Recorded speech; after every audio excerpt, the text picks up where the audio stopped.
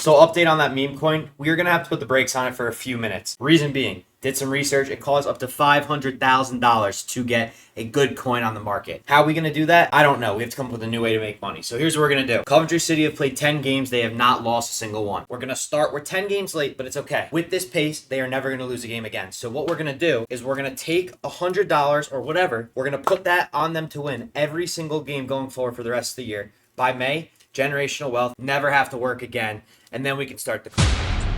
Oh my god, Joner dropped a new video.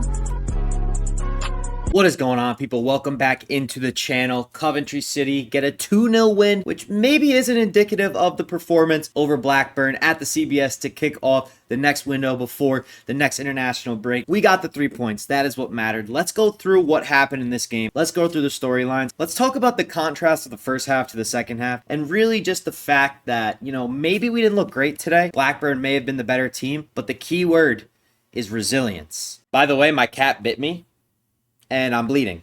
Anyways, big question all week. What was the lineup going to look like? Reason for that, we knew. A couple guys were coming back from international break, most notably Haji Wright. He had to fly across the world after a Tuesday evening game against Australia. Shout out to him, by the way. He had the double in that game, and he absolutely busted the door down to let Poch know that he was here. Now, we'll talk a little bit more about Haji's play style today and the Pochonomics, I like to call him, as we get into this game. But let's look at the lineup. It was the same lineup against Sheffield Wednesday, okay? Haji Wright ended up being in there. Did it make a difference? No, it really did not. But everything else was the same. We come to find out that Frank thinks Rodoni may be able to come back before the next international break. Eccles is still not fit, which is really frustrating because he had a good performance against Leicester, and then he had to go back again. His new bone, I guess, that is building or growing inside of him had to repair. That's not the injury. Whatever. Now, when it was all said and done, this is what the game looked like. Blackburn created more XG. They had less possession. They had more shots. They had a couple less shots on target. But we know, obviously, what matters at the end of the day is the 2-0 win. The goals that were scored. Sorry about Tito. He is hungry for no reason because he broke into the treats last night. And he ate all of them. I'm not kidding. He ate 300 treats. Anyways, we were clinical when it mattered. That is what matters the most. Look at my little TikTok. Yo, guys, post edit, by the way. I'm on Instagram now, so I'll put the link in my description of this video. So go follow it, because I'm going to post, like, a lot of stuff on there. Maybe some IRL stuff. You know, I actually do leave this area sometimes. Victor Torp, what are you doing? What was that goal? He only scores bangers.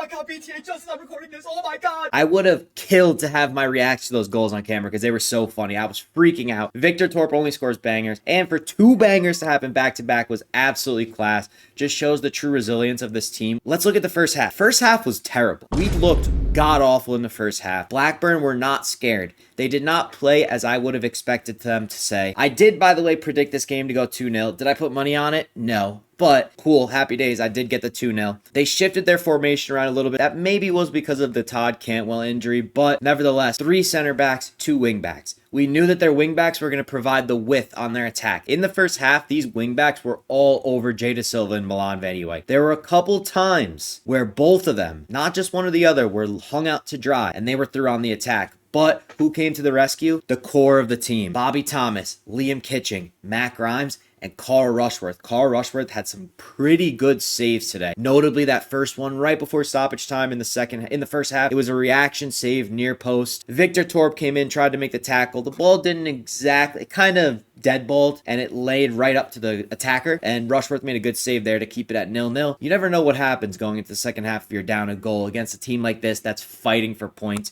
You can look at them in the table right now. They are in the relegation zone. Oxford United with a huge win over Derby County today just drags them out of it, but I think we all know if they go in 1-0 at halftime, it's going to be a Norwich City type beat. 5 back, completely lock up shop, and who knows what would have happened. Haji Wright wasn't at his best today. I want to talk about Haji Wright for a second. I'm not going to fault him for this performance. I'm going to be the first one to say that. Haji Wright was jet lagged. I don't think he should have played. Maybe he could have had a cameo if needed. I don't think he needs to be on the pitch today. But Haji Wright clearly was adopted and buying into the Pochettino strategy and gameplay style in this game. No one's ever called it this before, but I'm terming it, I'm copywriting it so you can't use it. Pochonomics. I like that. It sounds important. Poch likes to play with a striker that's involved in the gameplay. You know, sits a little bit deeper than you'd like your striker to, especially in this crazy forward attacking team. Let me give you a couple statistics from a few games that Haji's played this year. So in Haji Wright's 2-goal game against Australia, he played 64 minutes. He had 13 passes and 20 touches, okay?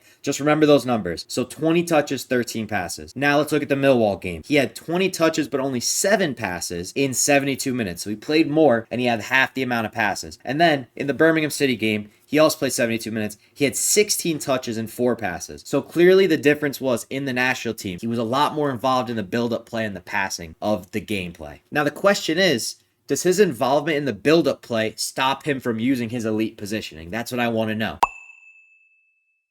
I think this game's a write-off, and I think when they go back and they watch film this week, they will probably nip that in the butt real quick, because it's fine and dandy to play like that, but that's not the way that our team plays. Maybe it hurt us a little bit, but to be honest, in that first half, really Blackburn were just coming in and they really surprised a lot of people. They looked strong. They looked composed. They looked really, really good. They were unlucky to not get a goal, maybe, but nevertheless, come out second half. I really hope that we could just suffocate them and start holding possession in the second half. It didn't necessarily happen, but Victor Torp happened. And you know what's funny too? I'm not going to have time to find a little clip of it because I like to get this out an hour before the game ends. What?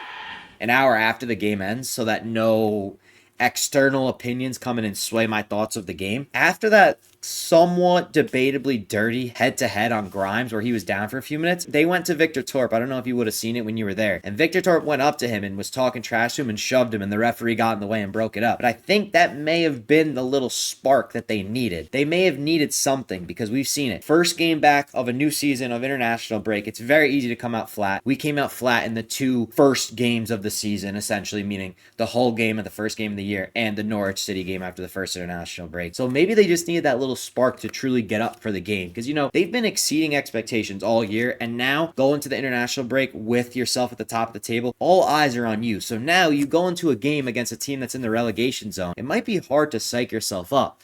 Like, you might need to get punched in the face a couple times to wake up as if you were in a boxing match. I think that's what happened today. Luckily, no one got punched in the face. Grimes took the little headbutt. Hopefully, he'll recover. I think he'll be okay. Grimes is a freaking, I don't even know how to describe him. He's just like an iron golem. He's strong. He'll be okay. But overall, you know, the resilience is what I'm the most proud of today. It takes them back to the top of the table, going into probably the toughest fixture of the season other than Leicester away, Portsmouth away, a team that have taken down a lot of top clubs at their home ground specifically. Just to make sure I'm not making shit up, because, you know, that would not be ideal. They got a 1-0 result against Preston, who are, you know, up near the top of the table right now at their home ground. And then, just before the international break, the reason that Cov were able to get to the top of the table, they beat Middlesbrough, who, by the way, looked very, very good against Leicester City. Not Leicester City, excuse me. Ipswich Town on Friday night. They really probably solidified themselves as a true top of the table team right there. I don't know what's going on with Ipswich. They still have not found their footing. You thought that maybe this would have been the time that all the parachute teams would have started to hit their stride, but I mean, it's still developing. So, you know, if you were on the Pints, you maybe haven't seen it yet. But Southampton looked very stagnant again today. They had a 0-0 draw with Swansea City. And Swansea City aren't any, you know, rut of a team, but look, they absolutely dominated. This is insane, by the way, but they cannot get that goal. So overall, I'm not too worried about that stuff. I'm worried about Coventry City. It was a great team win. It was a day where, you know, we came out a little flat. We defended well. We were okay, and we were comfortable without the ball, which is another thing you need to be able to do, especially in the championship. You know, anything could happen on any given day. They came out as the better team. They absolutely came out as the better team today, but the resilience of the team to keep a clean sheet and just stay in the game and just give yourself a chance, and then you absolutely explode for 5-10 minutes, and then you know what you can do? You afford the ability to just absolutely calm it down, slow it down, and just take the life out of the game, which they did. They brought on Jamie Allen, and then they even got the chance to bring on a couple reserves at the end of the game, get them a couple minutes. Kane Kessler-Hayden, Kai Andrews, good stuff. So overall, I'm happy with it. I'm happy my prediction was correct. I am upset I didn't put any money on it, but I do try to avoid betting on like my specific team, so whatever. Is we're going to take $100 or whatever, we're going to put that on them to win every single game going forward for the rest of the year. But thank you guys. Oh, wow.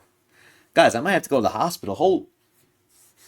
Anyways, more updates to come with the crypto scam. We'll get another video in before the midweek game. I'm probably going to be doing a watch along on TikTok, so keep an eye out for that. Thank you all, and peace.